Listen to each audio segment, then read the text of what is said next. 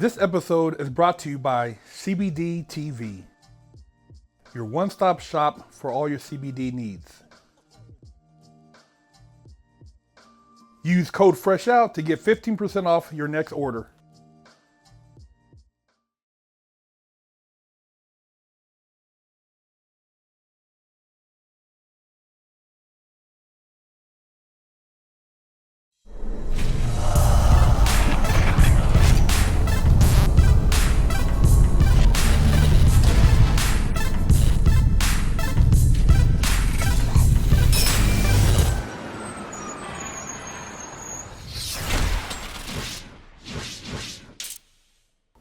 So my case wasn't looking good. I'm in front of a judge, death sentence judge, and he's even questioning, why is this case in front of me? First, my arraignment.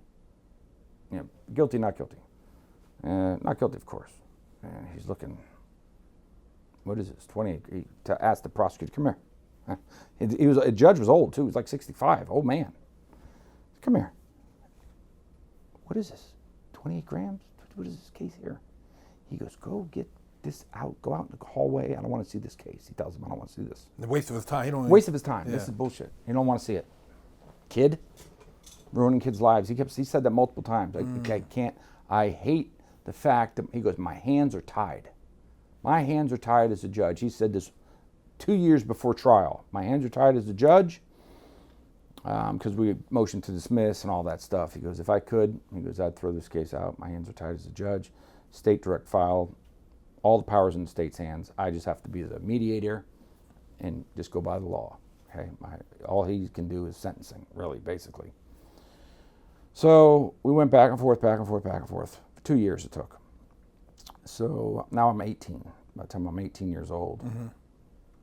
And I was clean for 2 years, didn't do anything. Got a contractor's license, my first one, and just tried to straighten out before trial. The attorney said, do not get in trouble. So, when we do go to trial or court, maybe, hopefully the prosecutor gets hit by a truck and you get a new prosecutor. Anything can happen, Maybe the law changes, but just keep clean. So when you go in front of that judge, prosecutor can't say, see, I told you so, blah, blah, blah. So right before trial, once more, they said, hey, let's see if we can make this go away today. And I was like, okay, it's been 2 years. I'm like, it's like, you're free. Really, you're free. You're not expecting anything. So they go out in the hall. My attorney goes with the prosecutor. Same bullshit that came back. Nothing. And the judge is like, what's the offer? He wants, what's the offer? And the offer was, he cooperates in any way and will drop it to possession with intent. And he looks at me and goes, Mr. Caucci, do you understand what they're asking?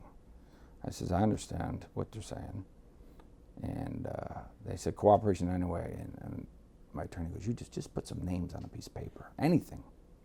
Names, just that. Anything would be considered cooperation. But what did they think you were going to tell about? I mean, just because you had an Italian last name, or did they know? They knew. Oh, because they were they were watching my dad for sure. They saw me around all the bars. They knew they were watching the Cuban I was getting the coke from. So once that last name gets plugged into the computer, it doesn't take it's not rocket science. And then there was another guy, what was his name? Dave Green. David Green was a Broward Sheriff's Office organized crime task force.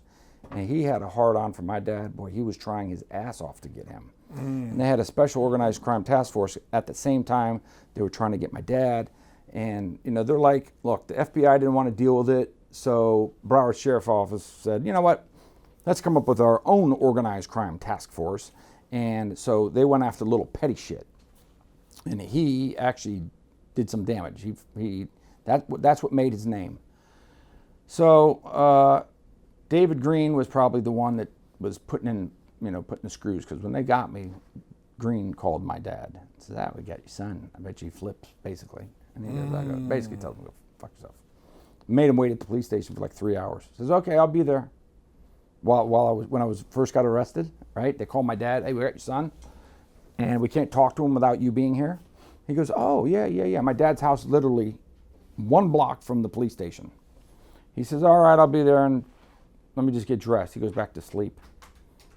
So they call him again. Where are you? He goes, well, I was just in the middle of dreaming. He goes, Green tells him. He goes, I was just dreaming. He goes, yeah. He goes, I was just banging your old lady in my sleep. Let me go back to bed. And So he was playing green. He's playing green. They hate each other, these two guys, like a love-hate. So I end up, they just wanted something on a piece of paper. And I said, no, we're going to trial. So we end up going to trial. Now in trial, when I went to trial, I'm thinking to myself, this is going to be, how can I manipulate the jury? All I got to do is tell the jury, I'm going to go to jail for X amount of time. I'm going to get up there looking like a geek. I got a pencil in my pocket. And I'm going to play the nerdy boy, right? I was just trying to make extra money to make ends meet. So I told my attorney this was the plan. So when I get on the stand, this is what I'm going to tell him. Listen, I said, what jury in the world is going to convict? I was 16, and they want to put me in jail for 4 years? No one's going to plead. No one's going to come back with a guilty verdict. They got nothing. They got a videotape, and they got me on the phone. Who's going to say guilty to put me in jail for 4 years for 1 ounce of a nonviolent crime? Yeah, it doesn't make sense. Doesn't make sense. I said, I'm going to beat this. He goes, well, there's only one problem. The jury's not allowed to know the sentencing. The jury does not know how much time you are facing. I said, what? You mean to tell me the jury coming back with the verdict has no clue how much time I'm looking at? He goes, nope. Only on a death sentence case. They know you can get the death penalty because Florida's death penalty state. And then they come back whether they want to kill you or not. So you get kind of like 2 verdicts in Florida. They'll find you guilty. I think that's how they do it in Florida. Find you guilty of murder. Then they come back and decide if you're going to be life in prison or electric chair or however they do it. So, but on a drug case, it's not their job to decide sentencing. That's up to the judge. Jury, listen to the case, come back guilty or innocent. That's it. Now I'm like, damn, there goes my strategy right out the window, right? So I'll throw it in there. I'll throw it in there somehow. I know I will. So they get me up there, and we're cross-examining, right? So you know how the prosecutors like to get on a roll. Isn't it true? Isn't it true? Blah, blah, blah, blah. And they try to trip you up. So he goes, well, Mr. Caucci, isn't it true that? And I was like, can I consult my lawyer? Because you can consult your lawyer on every single question. You don't have to answer. A lot of people don't know that. They watch too much movie. Yeah. Right? You telling on you got you all scared, and the prosecutors got you all jacked up. You can consult your lawyer on every single question. Ask me a question, let me consult my lawyer. Lawyer come up. We're just bullshitting. I'm just throwing them off here. Just not letting me get in a rhythm. Blah, blah, blah, blah, blah, blah, blah. And I'm giving me time to think a little bit, So he goes, okay. Is this or is this not the bag of cocaine you delivered to Tony Lopez? And I said, I looked at the judge. Now, do I have to answer honestly? And he goes, yeah, of course you do. I said, I can't honestly say yes. And the prosecutor's like, Your Honor! And the judge's like, you need to answer the question. I said, well, I can't honestly answer if that is or is not. And I go, look, can I consult my attorney? And he goes, what the fuck are you doing? I go, listen, I haven't seen that bag for 2 years. How do I know if that is the bag they put it in? How do I know if that's the coke? How do I know they didn't? How do I know? I can't say for sure, unequivocally, that is the bag. So then my attorney goes, Your Honor, I would let him explain. Okay. So he goes, can you explain? I said, well, there was a bag 2 years ago that had 27.5 grams of cocaine in it. It's now been 2 years. And it's now 34 grams of cocaine. You're asking me if that's the bag? How am I supposed to know if you changed the bag? How am I supposed to know if that's the cocaine? I don't know, because all I know is what you guys did was add 6 grams of cocaine to something you just come, and they went up and they screaming, they wanted to do a mistrial. Okay, that was the first time. That was the first time they wanted to do a mistrial. So they dismissed the jury, right? They told the jury to walk out. So they come and they have a sidebar going on there, and I'm like, haha. I thought mistrial was like, all right, game over. I didn't know mistrial meant we can retry. Start over again. Yeah, how's that mistrial? Fuck it, we won. Yeah. No, I didn't know it meant start over. So I hear them going mistrial. No, we're not going to do a mistrial. So I did that one with him. So then he comes back, and I'm thinking of a way, I've got to get to the jury that I'm going to do all this time. I've got to let them know. So the attorneys, the prosecutor's hammering me, right? And he's really getting frustrated, and he's hammering me. And he goes, you're playing games. You're not being truthful. And he's really accusing me of all these things. You're this and da da da da da da da. And I say, listen, I don't want to go to prison for 5 years. You guys are trying to put me in prison for 5 years. You think I'm going to sit up here and lie? Wow, my objection! And fucking bam, bam, bam, dismiss the jury again. And I go, and now I'm pretending confused, right? I'm going to go, what? Yeah. What did I do? I said, Your Honor, he's trying to put me in prison for, what is it, 3 year minimum to 30? It's the 3 to 30, right, Your Honor? He goes, yeah. I said, so what did I do wrong? He's trying to put me in prison. What did I do wrong? He goes, you're not allowed to say that to the jury. So I looked at the judge and I go, what do you mean? Because you can't mention any amount of time to the jury, sentencing, as far as your sentencing goes. And I was like, okay, I didn't know that.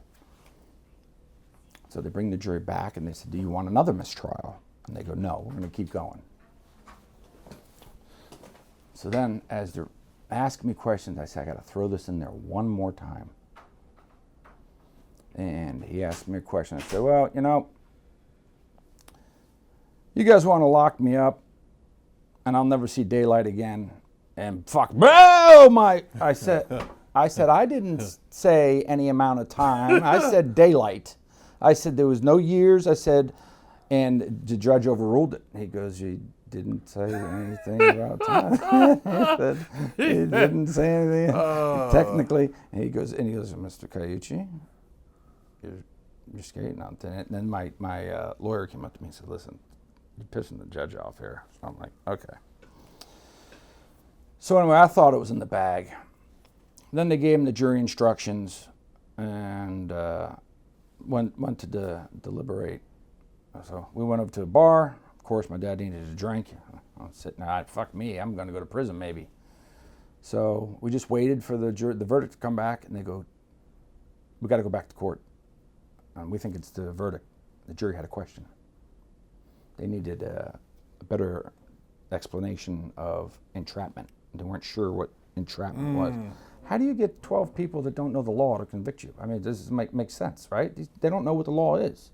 And to them, they're trying to think, they're trying to find out if they can get me off on entrapment. So they wanted a better explanation of what entrapment was, because we were going for entrapment. That was really our only defense. He was 20, I was 16, I shouldn't have been in that position, blah, blah, blah, blah, blah. Their defense was, he's not 16. He might have been 16 of age, but he's an adult, way above his criminality, the way he does his crimes. He's sophisticated. He's connected. Man, they blew me. You were a mastermind. Look me. I look like Pablo Escobar. This was ridiculous. It was a snow job. It was ridiculous. But the jury wasn't buying the whole thing, okay? So they came back and they wanted an explanation. Anyway, they came back with a guilty verdict. And then I said, oh shit, guilty, back in handcuffs again. So 1 minute you're there, 2 years on the street free, back in handcuffs. So I go back for 6 weeks. I'm going to skip the story because that's a prison story, what happened in there, but it's a pretty funny one. Well, funny from my perspective, not funny from his. So I go to the North Broward Detention Center, and I was the youngest one in there. And I'm on the phone, and again, my attorney says, yeah, your pre-sentence investigation's coming back, so just make sure, don't get in any trouble, don't get in any fights, Don't do any of this shit. I'm saying, okay, I'm good. Now I'm in there with these guys. All these guys already been sentenced. These are big boys, right? And I go to use the phone, and this Jamaican dude phone checks me. Click. You guys use that term up here? Phone check? Phone check. Phone check. Click. And I'm thinking to myself, I want to bust this motherfucker upside the head with the phone. I put the phone down. I go back in my room, and I'm thinking, my heart's pounding. I was 18. He was a big guy too. And I could fight, but fuck, I didn't know who he knew in there. You know, you fight them all. I didn't know. But I was pretty tight with this one dude named Thomas, black guy, really, really nice guy. And what I did notice, found out that all this, from my experience, I can't say this for everyone else, but from my experience, when I went in and I was surrounded by all these grown men, right? And I was young. I was a white piece of meat, right? I didn't have that, well, not to me at least. We're gonna get us some ass, white young meat, blah blah blah. These were all fathers. These were like men, fathers. They were men, and they saw a young kid in there, and there was one guy in particular named Thomas, black guy, and me and him hit it off. He made me laugh my balls off, and I was sad, but he made me laugh. And when that phone check happened, I came and sat on my bunk, and he said, "What happened?" I said, "Fucking Jamaican guy just hung up on me." He said, "What?" He said, that motherfucker right there with the dreads?" I said, "Yeah." He said, "Okay." And he called a couple of his boys, because they had a camera in the main area, but nothing inside the rooms. Once you're in the room, you couldn't see shit, right? Jamaican was in his room. He called a couple of his homeboys and said, "Hey, keep an eye out. Watch the door." I watched Thomas go in there, I could hear him. I didn't see. He beat the living shit out of that guy. Bam, bam, bam, bam, bam, bam.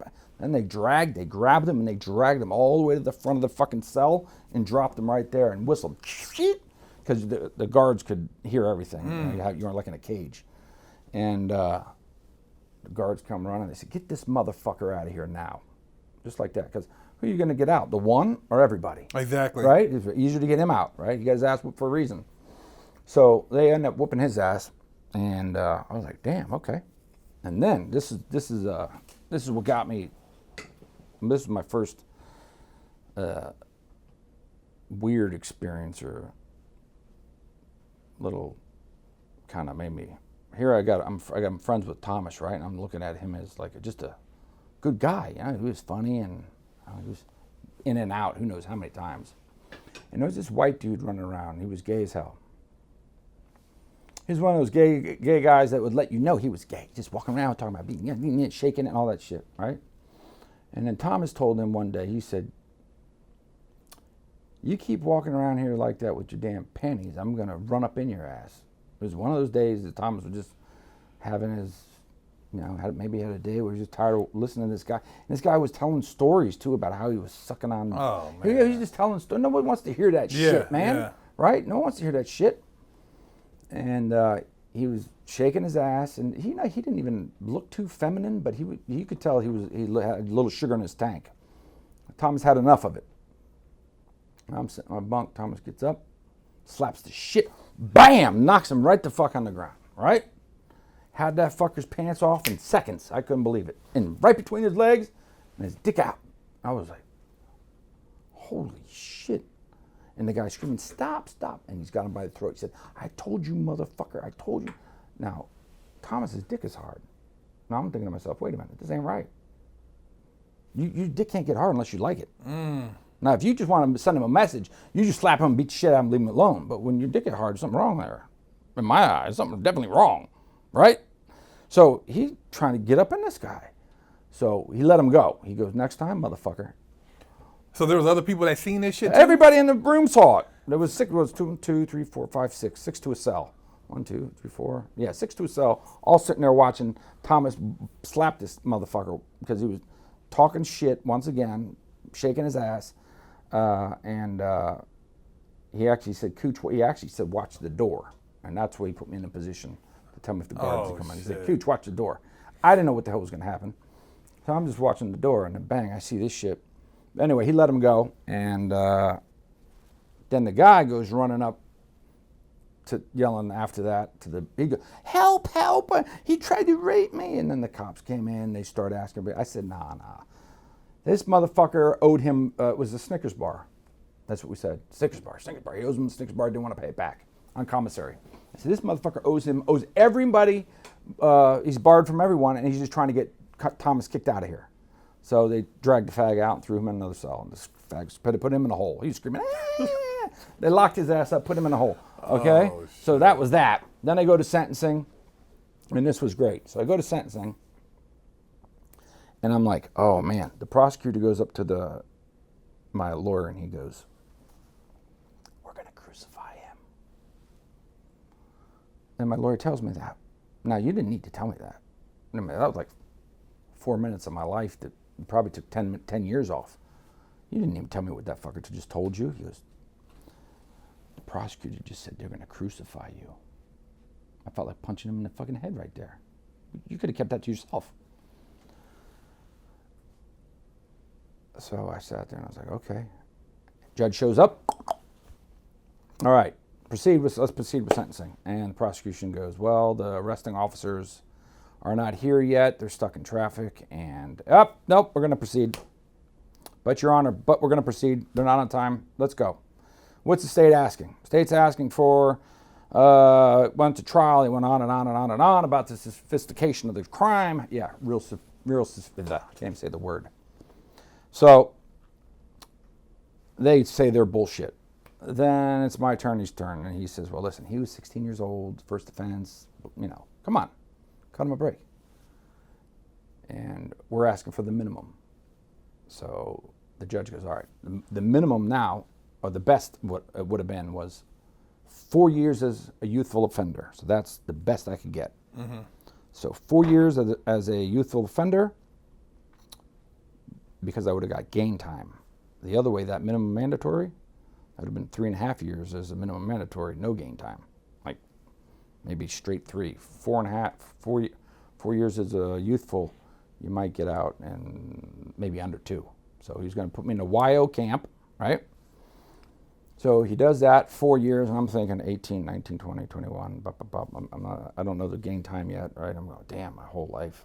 When you're that young, you're thinking, shit, 18, 19, 20, 21, 22, man, 21 years old, I'm going to be in prison. It's a long time. Sucks. Yeah, it's a long time. For when you're young, it's a long, right? And then he says, with a recommendation to boot camp. And then the prosecutor, again, the same screaming bitch. No, wait, fuck, you can't do that. And now there's chaos in the courtroom, and the judge is hitting the mallet, boom, boom, boom, boom. He goes, listen, judgment's final. And he goes, you can't. And he goes, one more word out of you, and I'm holding you in contempt of court. He told that to the damn prosecutor. So I was like, God dang, what happened here? My attorney goes, man, you just made out. You just scored. I go, what? You got boot camp. I go, what is that? He goes, you got 90 days intense military training. Once that's done, you won't I was supposed to have 2 years of house arrest after. So I had 4 and 2. He goes, if you complete that boot camp, after that 90 days, you're going to go wiped off, done, nothing. You'll go from house arrest to probation. So I got probation instead. I said, 90 days of doing what? Carrying jumping jacks and shit like that? He goes, yeah, it's not. He goes, it ain't military boot camp. It's times 4. You have no rights in prison. The military, you're still a civilian, okay? Mm-hmm, you're not property of the state. Mm-hmm. They can't do certain things to you in the military. They can do whatever the fuck they want to you in prison. So when you're in there with a 10-year sentence and you're going to go home in 90 days, those rednecks up in Bushnell, Florida, they don't like to see that. And they don't want you to go home. So there was 36 of us. 6 of us made it. Guys with 10 years said they bucked it. They said, send me back to prison. It was that bad. They didn't want to do it. No, They give you a few, they know that at first most people are going to just can't do it, or they just can't physically do it, or mentally they're not, no one spoke to them, because you get a counselor. And they try to get these guys that, the guy for 10 years. Like a second chance type yeah, thing. Yeah. So you had your, half your day was split up into just complete chaos, right, where they're just messing with you.